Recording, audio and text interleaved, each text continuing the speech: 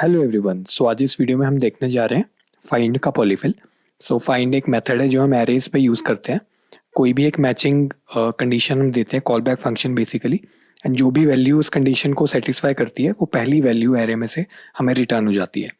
Unlike filter जहाँ पे सभी मैचिंग वैल्यूज़ हमें एरे में रिटर्न होती हैं, एक फाइंड हमें सिंगल वैल्यू रिटर्न करता है।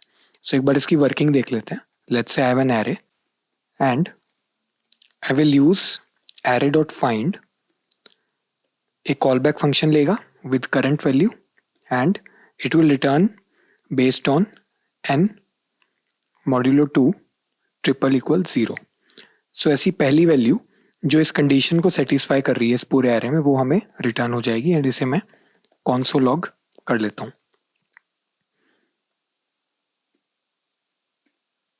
So 4, let's say there is some another condition like n should be greater than 5.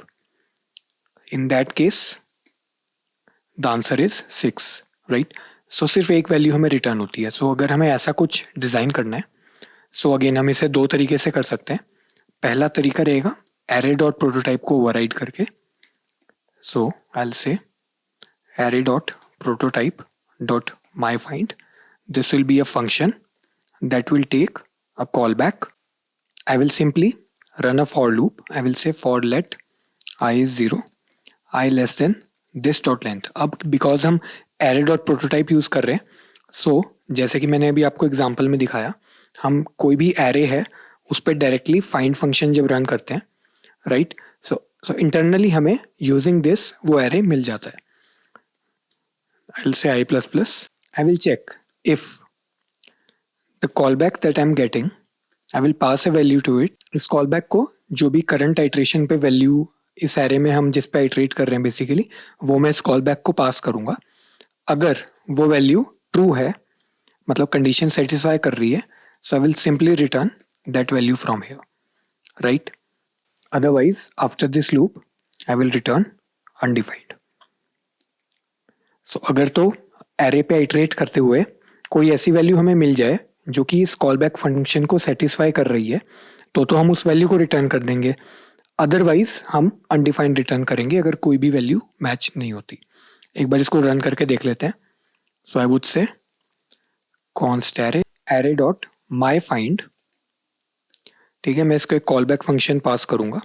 So that would be value should be less than 30 and I will console dot log. Terminal clear करते हैं and I will run this. So हमारी expectation है basically हमें 10 मिल जाए, right. So you see पहली ऐसी value जो कि 30 से कम है वो हमें रिटर्न हो गई। अब मैं यहाँ पे अगर 5 देता हूँ, क्योंकि 5 से छोटी कोई वैल्यू है नहीं, if I run this so I get undefined, तो कोई ऐसी वैल्यू हमें मिली ही नहीं, राइट। तो ये तो हुआ पहला तरीका। दूसरा तरीका हो सकता है जहाँ पे हम एक फंक्शन क्रिएट करें, function custom find. For this we will need an array and call back.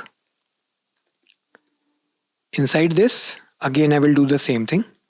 For let I is 0, I less than array dot length I plus plus. If callback array of I, then I will return the current array of I, otherwise outside I will return undefined। अब इसको try कर लेते हैं। सो ये array already जो बना है इसी पे मैं रन कर लूँगा। So I would say custom find, I will pass the array, I will pass a callback in which I will check if the value is divisible by 2 or not, right? So this will return us something that I need to console log. Okay, I will clear the terminal and our expectation is to get 2. Let's see. Okay, we are getting 2. And if I say 10, so we are getting undefined because there is no value that is divisible by 10. So इस तरीके से polyfill आप create कर सकते हो find का।